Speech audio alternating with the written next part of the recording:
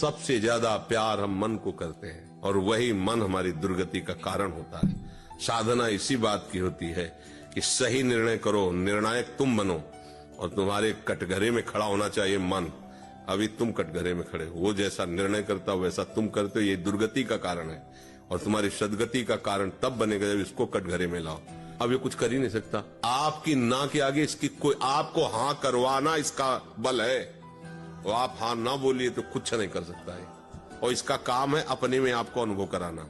आज बहुत छाती जल रही मेरी, तो दुश्मन अंदर तापित हो रहा है, तुम उसमें तदात्म में, इसलिए तुमको ऐसा लग रहा है। समझ पा रहे ना? जीवन को व्यर्थ नष्ट कर दिया जिसने एक बार भी वृंदावन का दर्शन नहीं किया। और यदि एक बार वृंदावन का दर्शन कर लिया जीवन में एक बार, वो कभी नर्क नहीं जाएगा। किसी की तरफ ऐसा मत देखो कि वो नाराज हो गया तो हम दुखी हो जाएं। मस्त रहो, गलत करो मत तो गलत सहो मत, फिर तुम्हारा कोई बाल बांका नहीं कर सकता। ऐसे बिल्कुल मस्त रहो। और भजन शुभ अशुभ दोनों को भस्म करके सुख ही सुख प्रदान करता है। कर्म में कभी सुख है, कभी दुख है, कभी लाभ है, कभी हानि है, कभी मान है, कभी अपमान है, कभी निंदा है, कभी स्तुति है। लेकिन भजन में केवल भगवान और महासुख। कर्म की ताकत नहीं कि अविनाशी पद प्रदान कर सके, भजन की ताकत है कि वो अविनाशी पद प्रदान करेगा। कर्म तुम्हारा अच्छा से अच्छा बनेगा तो स्वर्ग लोक जाओगे, वहां पुण्य भोग कर फिर मृत्यु लोक आओगे। लेकिन अच्छा भजन बन गया तो भगवान को प्राप्त हो जाओगे। कर्म से बड़ा भजन है। भजन करते हुए कर्म करो तो भगवान की प्राप्ति हो जाएगी।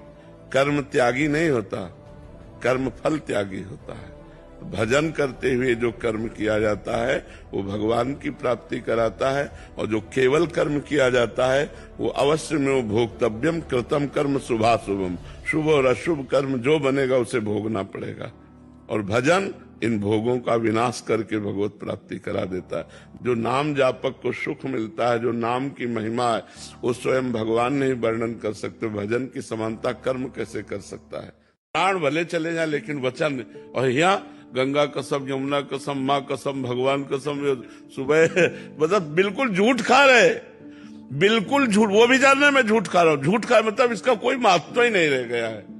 सत्य का बोलने का महत्व ही नहीं रह गया। झूठ तो मतलब हमें लगता है कि कुछ ही % ऐसे होंगे जो थोड़ा बोलने में सत्य का प्रयोग करते हैं, झूठ से बचते हैं।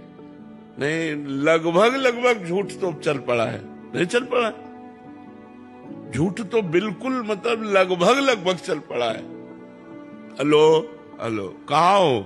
हम मिलना चाहते हैं। इस समय तो आगरे में है, अब इस समय तो नहीं, बगल वाली गली में खड़े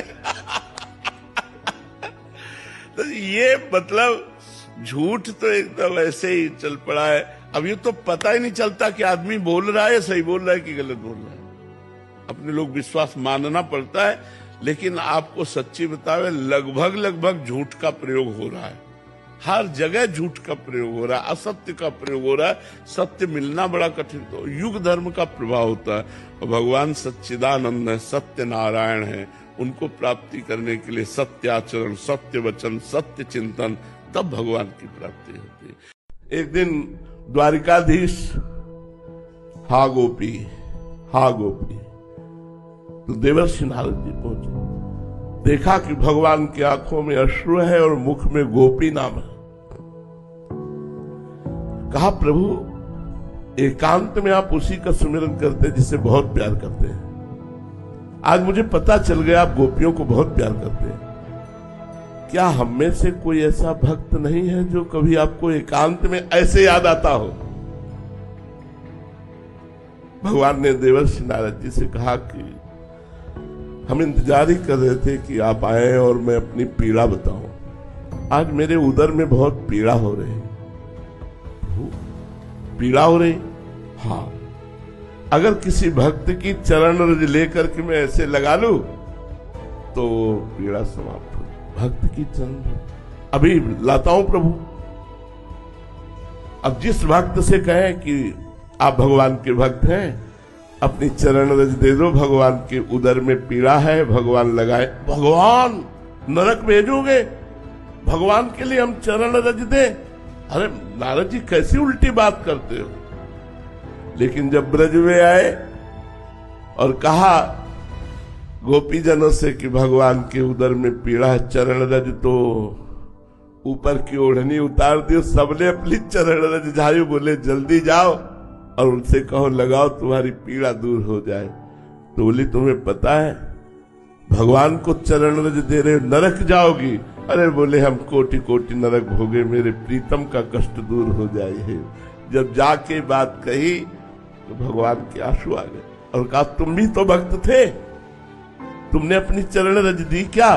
क्योंकि तुमको एक, अरे भगवान को चरण रज कैसे, अपनी चरण रज नहीं, सर्वस्व भगवान, ऐसा समर्पण तो फिर मालिक और उसका खेल बराबर होता है।